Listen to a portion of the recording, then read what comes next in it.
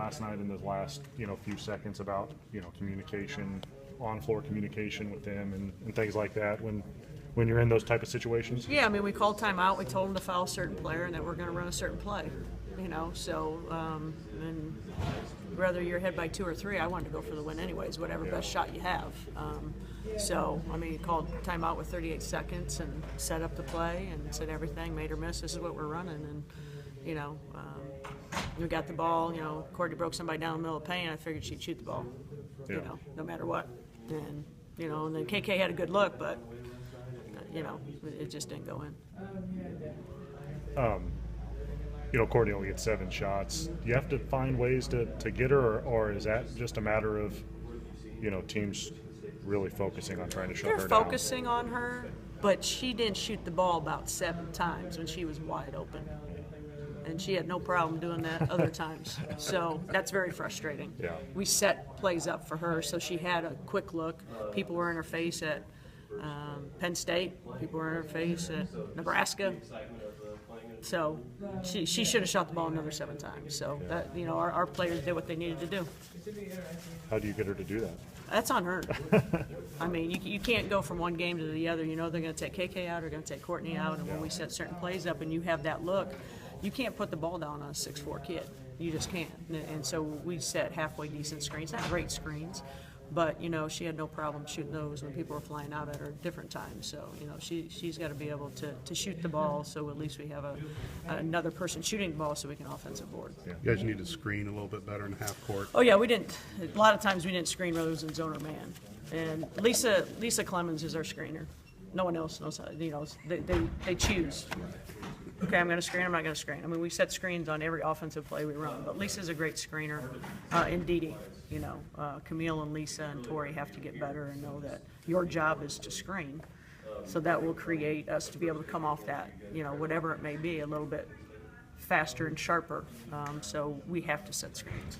As teams take away her ability to fast break, or at least try to, and it becomes more critical to be more efficient in the half court. Yeah, and you got to have inside-outside game. That's what KK and I were talking about. You got to have the inside-outside game. We didn't. KK put up shots. If she didn't score, who knows what could have happened. Yeah. I thought what set the tone early is that we were 2 for 10 in the beginning. 2 were outside shots. The other 8 were layups. And that set the tone, and then we knew we had to grind it out. But those are the things that you got to do a little bit better. And I mean, they were a lot more physical, and their game changed from the first time we played them. But you got to have that inside-outside game, and that's really important. And Michigan State, your only matchup with them. Yeah. Just what sort of things do you know about them from what you've seen? They're big as well. They can play little smaller guards, but they also can get real big. So we've got to do a good job of matching up with them. It's transition defense. Like last night, transition defense on a made and miss, we were bad. And that's what Michigan State will try to exploit. That's what we try to exploit. And that's what it's going to come down to is the transition offense on our part and transition defense on our part. You feel Thank you. Feel good the way you're rebounding? I mean, you're even last night, which is probably a win against that team, but the way that you've rebounded overall the last probably 3 or 4 games. Oh, yeah. I think our rebounding has been very good. It's consistent. It's like all of a sudden they're killing us on the boards. First half, we may be doing it in the second half. I thought Whitney brought a great spark offensively on the offensive boards. But for us to rebound, because we figured that would be a huge weakness this year, but we've been doing it better collectively. We have to continue to do that. But the bottom line is you got to get back in transition defense so you can get a rebound and so we can run a little bit better. Whitney only plays 21 minutes. The fouls kind of killed her in the first half, and just the importance of keeping her on the floor. It's huge, and you got to pick your poison. You got to pick, certain players that play a certain way.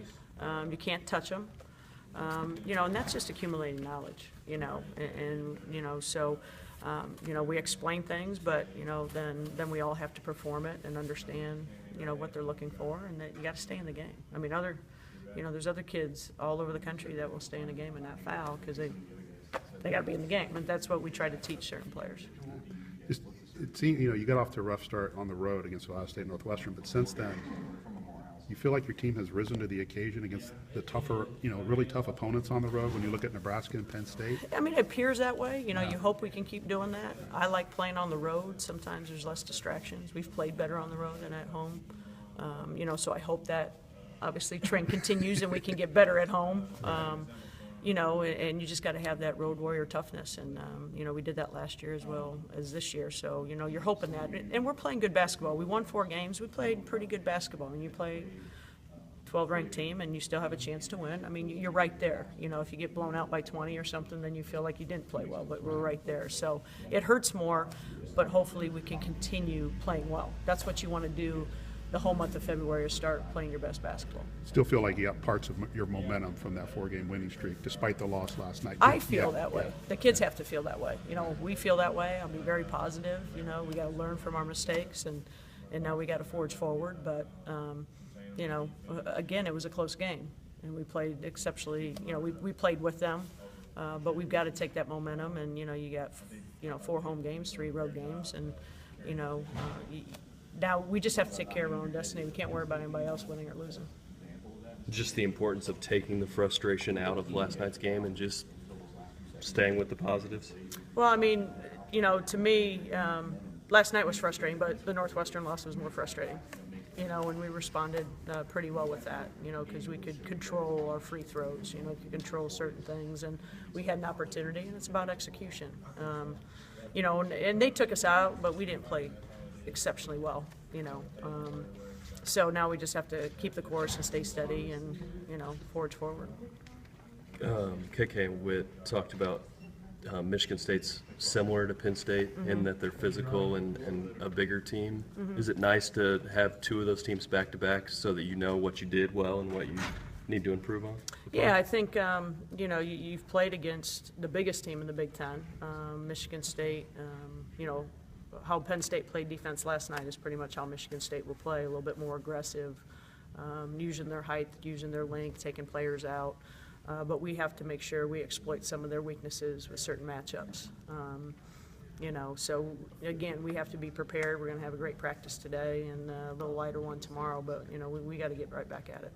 And I'm sure you've already been asked, but what are the things that Michigan State does well that you guys are going to have to take away? Transition offense. They love to run.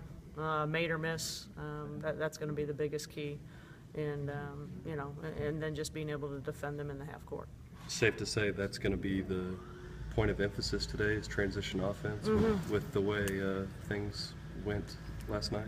Yeah, I mean, we'll definitely get in a lot of transition defense and offense today, because we have to get better at it, on a made or a miss, and so today will be a pretty hard practice, and then tomorrow will be a lot lighter.